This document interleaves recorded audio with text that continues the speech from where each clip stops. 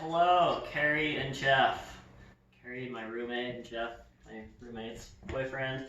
I'm giving a presentation on the birds and the bees, or the sexual reproductive system of humans.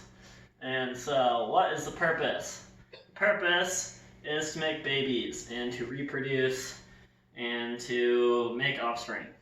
And so, how does that happen? Well, you need a man and a woman, and then a baby happens. But there's a lot of steps that go into this in between those two things happening, and we're going to be talking about the reproductive system, and we're going to go into the anatomy a little bit in a few slides, but they're around these areas that are usually covered up in most pictures. The genitals and, I guess, the breasticles. Alright, so kind of a general idea of how babies are made is first a man and a woman typically have intercourse, and we'll go into a little bit more of that when we see the anatomy.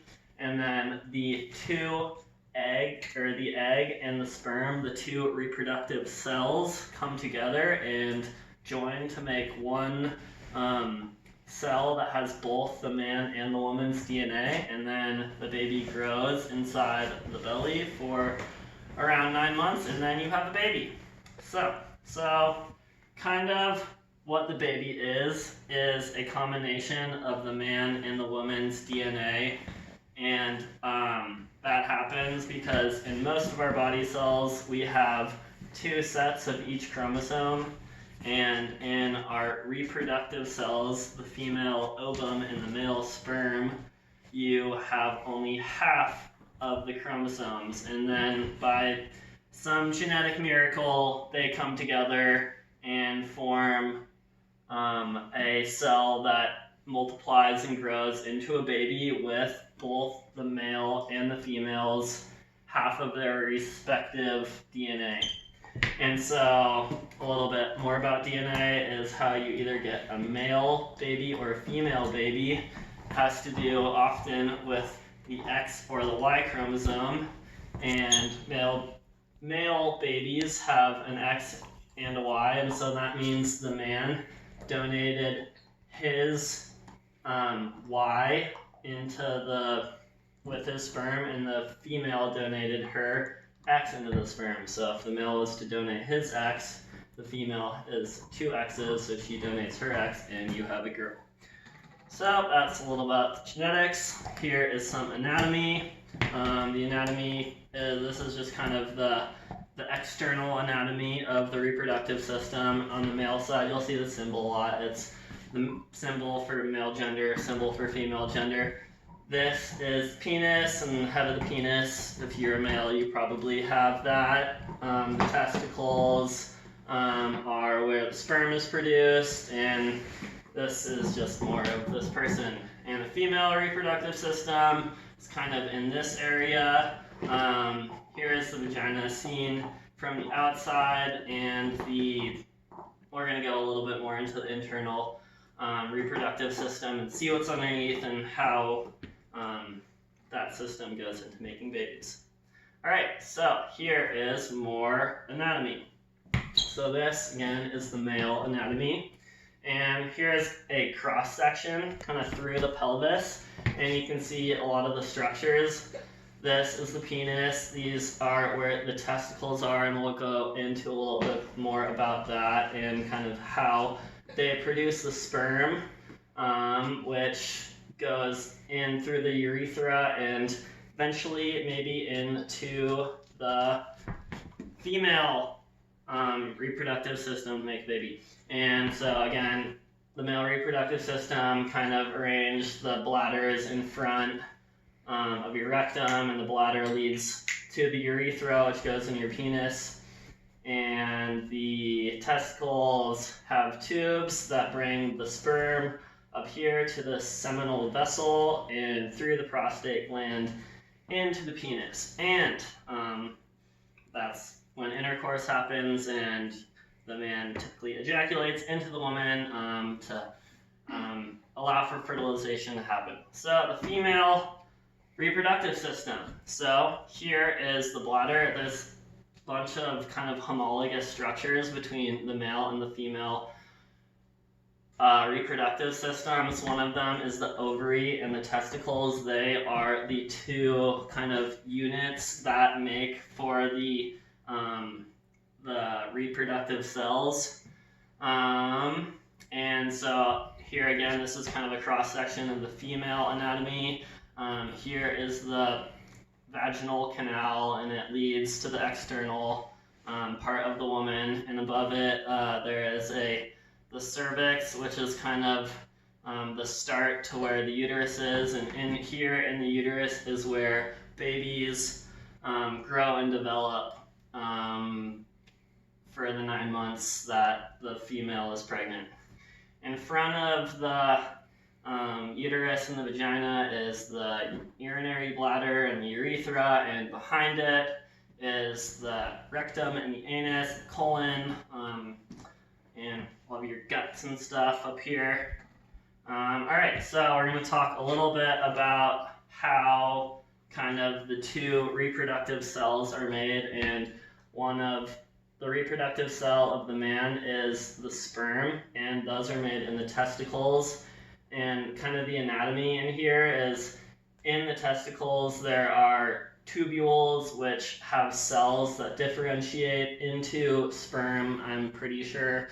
And the sperm travels up through here into this structure that's very tubular, and the sperm travels around and kind of gets modified in its structure, which will help it kind of travel through the female reproductive system so it can get to the egg. And one of the modifications is it gains the ability to move with the little flagellum on the back of the sperm cell. And the female reproductive system, kind of this is the frontal view. Here is one of the two ovaries in this picture.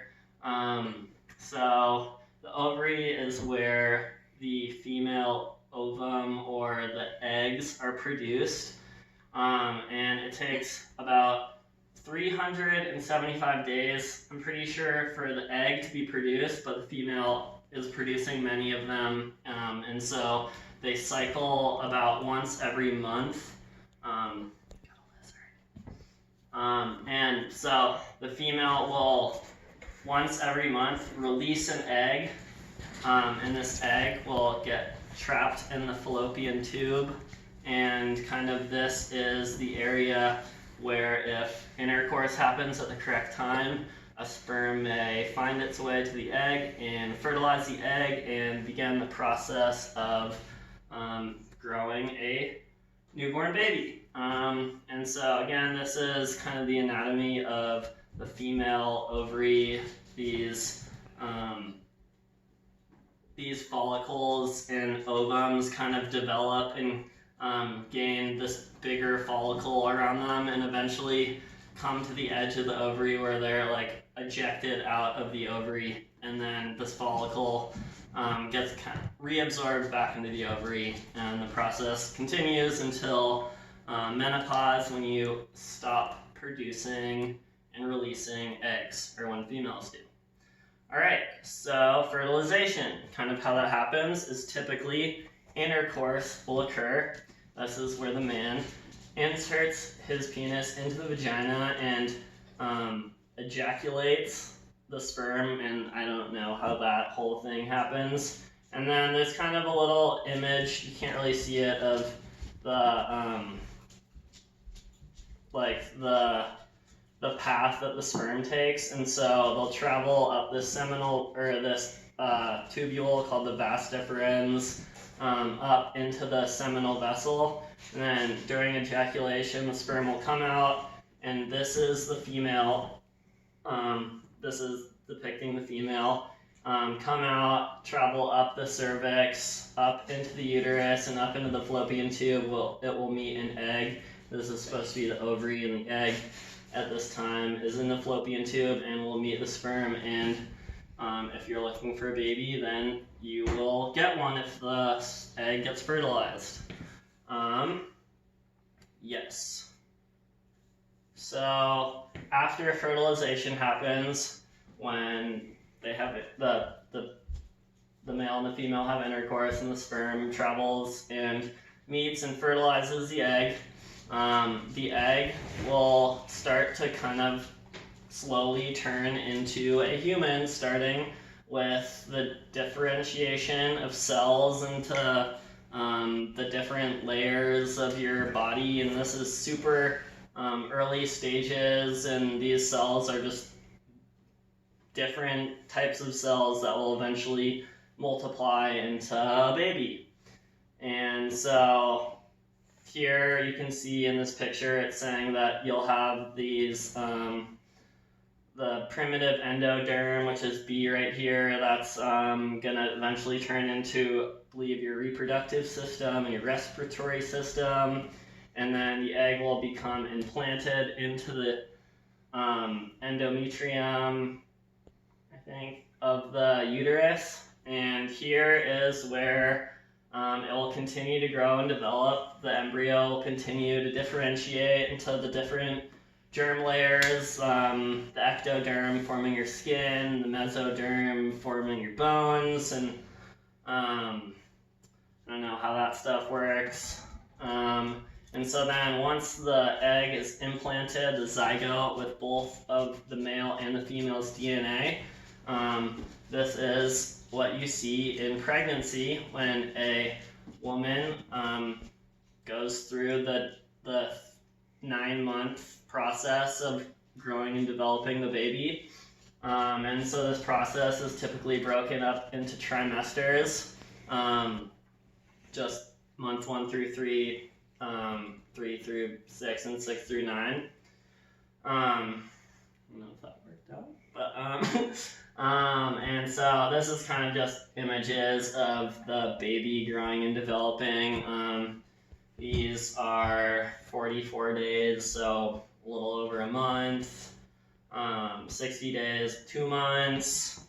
Here, I don't know at this, I think this is 40 weeks, so this is kind of a fully developed baby. And oftentimes you'll see this number, which is the crown to rump length. And so when they take a ultrasound, they might be able to tell you how long the baby is from its butt or its rump to the crown of its head. And that can give you an idea of when the baby may be delivered. All right, and so then this is not a picture of labor, I don't believe, but so labor is kind of, I guess, the initiation of having a baby, and signs of labor are uterine contractions, and the doctors will look into the woman's vagina and see how dilated the cervix is, and that's, I guess, telling of when the baby should be coming out.